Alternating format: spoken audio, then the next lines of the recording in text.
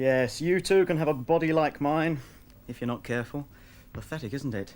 But here to show us what the human body can look like is rather a remarkable man. We've just been watching him in action, Arnold Schwarzenegger.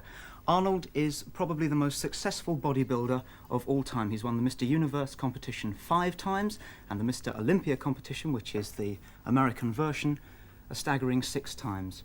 Arnold, let me start by asking you this. Can anybody build muscles like this? I mean, could I, or is it something you're born with?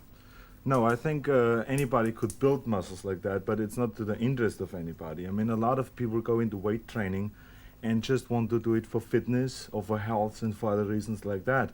Only 5% of the people who are training with weights are doing it for the reasons I did it for, which is, you know, to go into competition, to try to win Mr. America or Mr. Universe or Mr. Olympia. And it was just a goal that I had when I was 15. Why did you start to do it? I mean, were you bullied when you were little, or have sand kicked in your face? No, we don't have that much sand in Austria.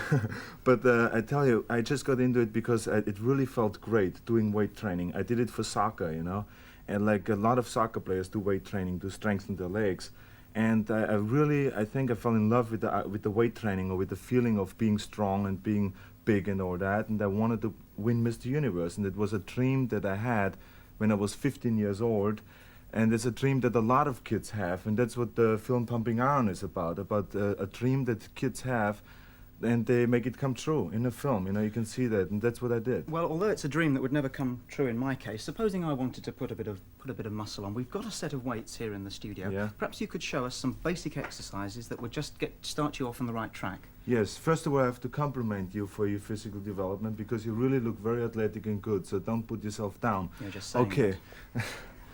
Okay, the first exercise I'm going to show you is what we call the bench press.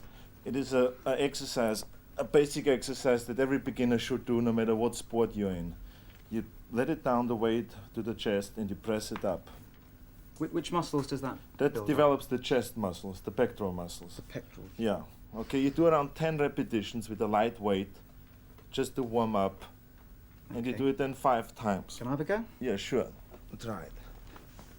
Right. I suppose if you haven't got a bench like this, you could almost make do with a couple of chairs. You can do it on the floor, or that's the great thing about this exercise, is you can do it at home. Okay, just let it down slowly and press it up to my hand. Okay. And breathe out when you press up. Yeah, that's very Like good. that? Yeah. Okay, keep doing 2 more repetitions. How many? 2 more. 2 more. Okay, great. You How did heavy it. is this bar? Now this is only 65 pounds. Only. Yeah. The Okay. next exercise you do after that is what we call a squat, or knee bends. You put the weight behind your neck, and then you go down below parallel. Now this is an exercise that every athlete is doing. Skiers, soccer players, football players, everybody is doing it. Why don't you try one?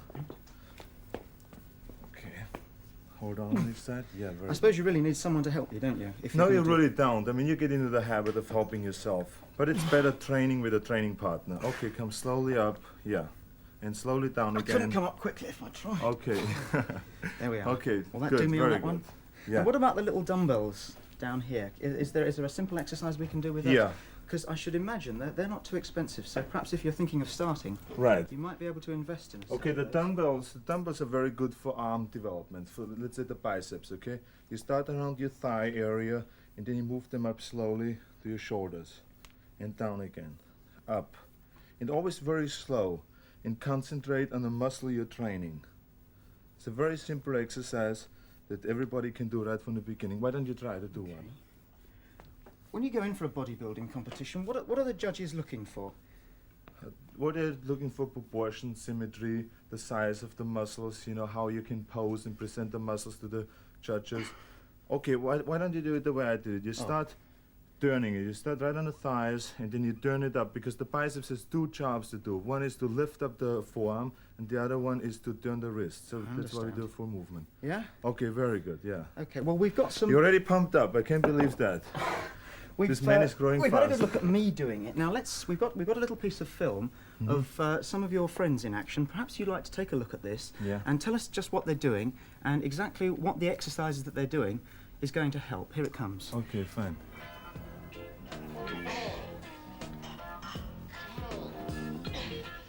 He's working on the arms. Yeah, he's working right now on the chest, actually.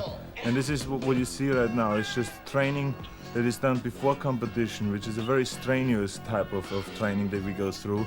It's 2 hours in the morning and around 2 hours at night. And we lift an average of 50 tons of weights a day in order to get those builds. And you know, you gain around 20 pounds of muscle size before a competition, like 3 months before a competition. Listen, it looked to me as though those guys were in absolute agony doing that. Is the pain in any way important? Well, that's the great thing that this film brings out, that you can see, you know, what kind of strenuous exercises one has to go through to become a world champion.